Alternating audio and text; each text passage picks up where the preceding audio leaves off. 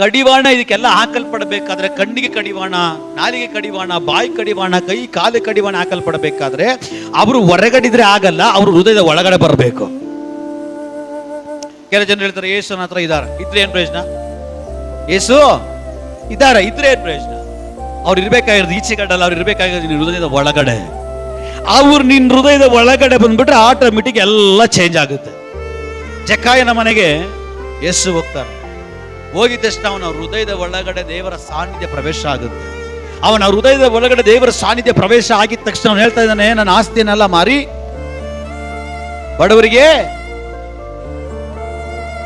ನನ್ನ ಆಸ್ತಿಯನ್ನೆಲ್ಲ ಮಾಡಿ ಬಡವರಿಗೆ ಅರ್ಧ ಕೊಟ್ಬಿಡ್ತೀನಿ, ಯಾರ ತರ ಏನ್ ಕಿತ್ಕೊಂಡಿದ್ದೀನಿ 2-3 ಕೊಟ್ಬಿಡ್ತೀನಿ. ಬದಲಾವಣೆ ಬರಬೇಕಾದವನು ಬರಬೇಕಾದ ಜಾಗದಲ್ಲಿ ಬರಬೇಕಾದ ರೀತಿಯಲ್ಲಿ ನಿಮ್ಮ ಒಳಗಡೆ ಬಂದ್ಬಿಟ್ರೆ ಟೋಟಲ್ ನಮ್ಮ ಮೇಲೆ ಬದಲಾವಣೆ.